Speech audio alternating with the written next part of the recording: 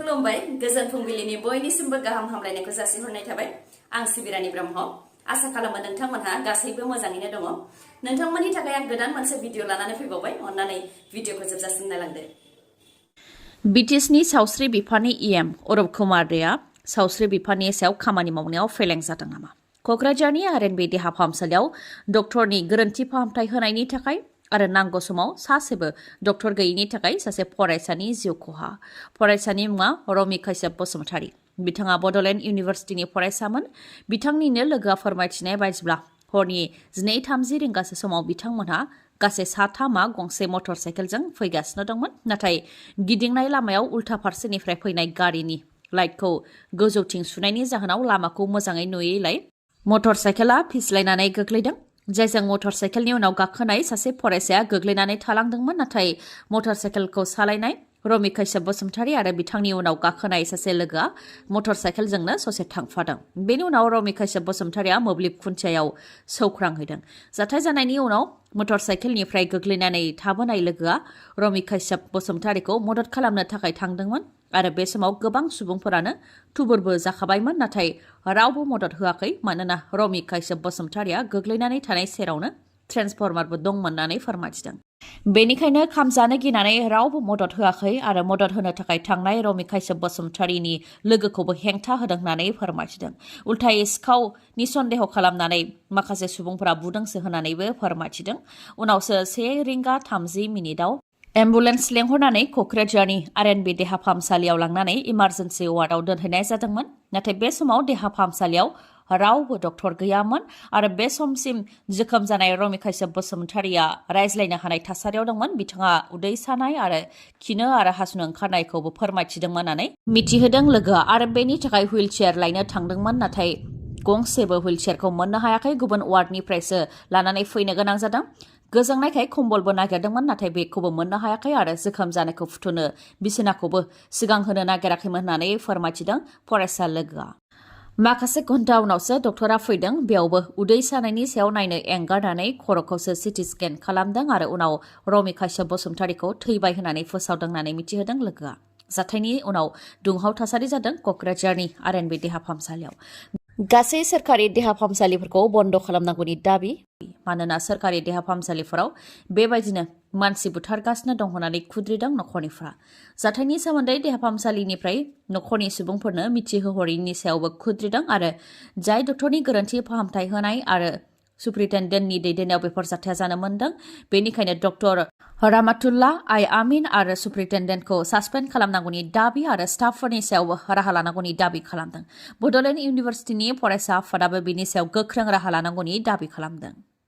EM Rakesh ब्रह्मजों लोगोसे बडलेण्ड रादाब आरो बडलेण्ड बुब्लिनि गाहाय सुजुगिरिया कक्राझारनि सिजेएम कर्टआव नुजाथिहैदों थांनाय 2022 मायथाइयावनो अमर सिंह ब्रह्मआ इएम राकेश ब्रह्मजों लोगोसे बडलेण्ड रादाब आरो बडलेण्ड बुब्लि खौरां बिजोंनि गाहाय सुजुगिरिफोरनि हेंथायै केस होदोंमोन खौरां बिजोंनि गेजेरजों गाज्रि खोथा बुंदों होननानै अमर सिंह ब्रह्मआ इएम राकेश ब्रह्मनि हेंथा केस होदोंमोन होननानै फोरमायथिदों राजखान्थियाव बायदि बुंलायनाया थाखायो होननानै बुंथियो इएम राकेश ब्रह्मआ लोगोसे बुंथिबावदि प्रमद बर'खौबो गोबां सोंखारियो नाथाय रावखौबो केस होफेराखै होननानै बुंथियो राकेश ब्रह्मआ ओजोंहाय केस होजानाय बडलेण्ड रादाब आरो बडलेण्ड बुब्लिनि गाहाय सुजुगिरि बिथांमोनहाबो फोरमायथियो दि जों रावबो राजखान्थि हान्जाजों थाफानानै खामानि मावा बबेबा राजखान्थि हान्जाजों लोब्बा दं होननानै गावसोरनि मुलाम्फानि थाखाय खौरां बिजोंखौ फोजोबनो नाजानाया लाजिनांथाव होननानै बुंथियो आरो थांनाय 2022 मायथाइनिफ्रायनो केसनि थाखाय गोबां कर्टआव फैनो गोनां जादों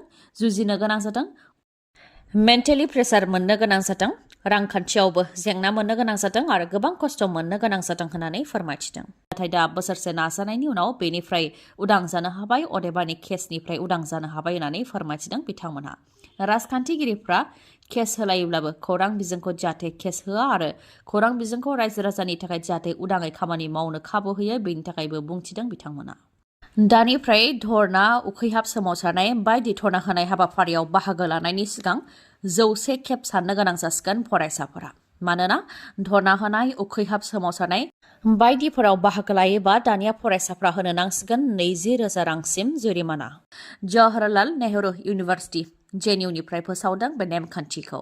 जवाहरलाल नेहरू इउनिभार्सिटिनि फरायसाफोरा एकाडेमिक आरो एडमिनिस्ट्रेटिभ कमप्लेक्सनि 100 मिटार सिङाव धर्ना, उखैहाब सोमावसारनाय, हादोरनि बेरेखा स्लगान बायदि होयोबा दानिया 20,000 रां जुरिमाना होनो नांसिगोन।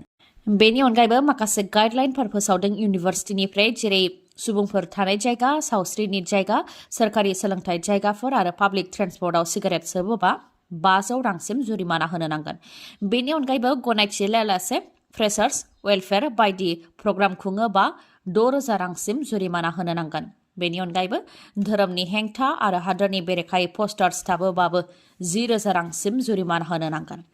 बेफोरखौ खालामनायनि दायाव जुदि फरायसाया हमजायोबा 2 सेमिस्टारनि थाखाय हस्टेलनिफ्राय बायजोआवबो थानो गोनां जागोन फरायसाया। नर्दार्न रेलवेनि गुबुन गुबुन डिभिजन, इउनिट्स आरो वर्कशपफोराव एप्रेन्टिस ट्रेनिंनि अनलाइन एप्लाइ खालामनो थाखाय हांख्रायदों। पस्टआ जाहैबाय 3,093। सोलोंथाया मेट्रिक आनजादाव उथ्रिसार जानायजों लोगोसे ITI थानो नांगोन।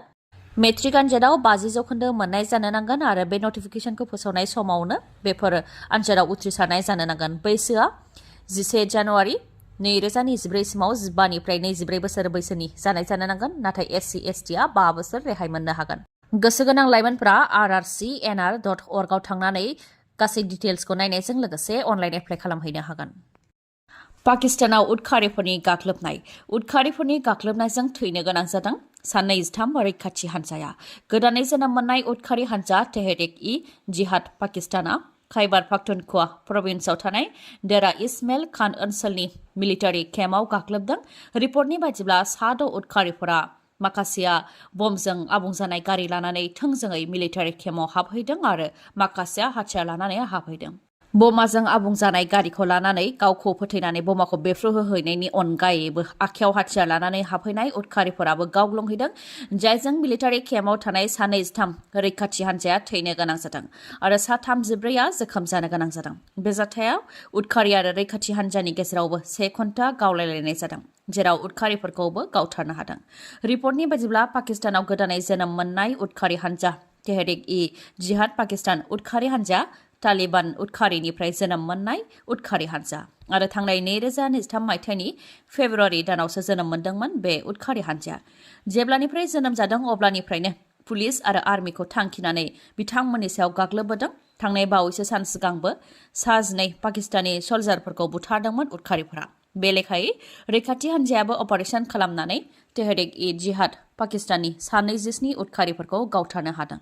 लकसभा बिसायख'थिया जेसेबांनो खाथिनिफ्राय खाथि सौफैदों एसेबांनो मोनफ्रोमबो राजखान्थि दोलोआ गाव गावनि जानजिखौ खाफ्रादों। क'क्राझार जिल्लानि 9 नं दतमा BTC बियाबनि सिङाव थानाय रामफलबिल प्राइमारि BPFनि सिङाव खावसि बाजार सान्थिपुरावबो BPF दोलोनि पाब्लिक मिटिं। बे हाबाफारियाव बाहागो लादों खाम्फा बरगयारि बिथाङा बेनिफ्राय बुंथिदों दि UPPLनि दैदेनगिरिफोरनिफ्राय फिथाइ मोनगोनखौ आसा खालामनानै जेबो मुलाम्फा गैया, मानोना बिथांमोनहा गोरोन्थि लामाजों थांखाबाय। थांनाय 17 बोसोराव BPF दोला जाख्ल'दों होननानै बिथांमोना गोबां अजद होबोदों, नाथाय जाख्ल'दोंबा BTC office, engineering college, irrigation, हाथाय बाजार, दालां, कालभार, लामा सामाखौ सोर बानायदों आरो माबोरै बानायनो हाखो होननानै सोंथि खालामो आरो बे 3 बोसोराव जाख्ल'नाय गैयै सरकारा मानो जेबो मावनो हायाखै होननानैबो सोंथि खालामो खाम्फा बरगयारि बिथाङा। लोगोसे बिथाङा फोरमायथिबावो दि गामि ओनसोलाव माखासे बिदा फंबायफोर दङ जायफोर UPPLजों दं। बिथांमोनहा लामा खोनायनि हाबा मावदों आरो बिल मोनगोननि थाखाय आसा खालामनानै दं। बिल मोनोबानो BPF दोलोआव हाबफैनोखौ खोथा होदों, नाथाय बिथांमोनहा बिल मोनगोनखौ आसा खालामनानै जेबो मुलाम्फा गैया होननानै बुंथियो, मानोना BTCनि बांसिन रांखौनो बिथांमोनहा साप्लाइनि मुङाव जाख्ल'बाय होननानैबो बुंथियो। साप्लाइनि रांखौ BTCनि सुबुंफोरा मोनाखै, BTCनि बायजोनि गुवाहाटी आरो कलकातानि सुबुंफोरासो मोनदों होननानैबो बुंथियो। बेनि अनगायैबो UPPL सोरखारा स्कुल प्रभिन्सियेलाइज खालामनायनि खोथा होदोंमोन, नाथाय स्कुल प्रभिन्सियेलाइज खालामनायनि खोथाखौ 3 बोसोराव सासेबो फोरोंगिरिखौ साख्रियाव थिसननो हायाखै आरो चौकीदारनोबो साख्रि होनो हायाखै होननानै बुंथियो बिथाङा। गोजोन्थों खौरां। बे गोजां बोथोरनि समाव नोंथाङा मटर साइकेल बा स्कुटि बायनो सानदोंबा नोंथांनि थाखाय गोजोन्थों खौरां। चिरां जिल्ला काजलगावनि MMH अट' हन्डा श'रुमा नोंथांमोननि थाखाय बायदि अफार लानानै फैदों। गोथार बर'दिन सानजों लोब्बा लाखिनानै नोंथांमोननि थाखाय गेदेर अफार होदों MMH अट' हन्डा श'रुमा।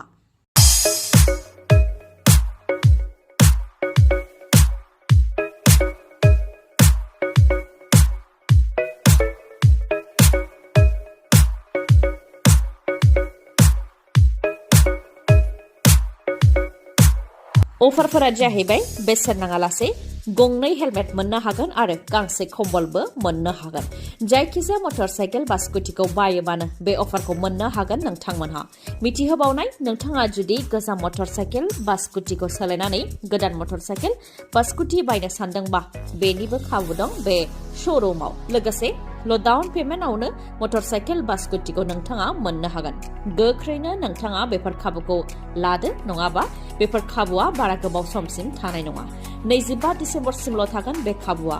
आबुङै मिथिबावनो थाखाय 9101037416 नङाबा 8720957824 बे नाम्बाराव कल हरनानै खौरां लाहरनो हागोन। गोजोन्थों।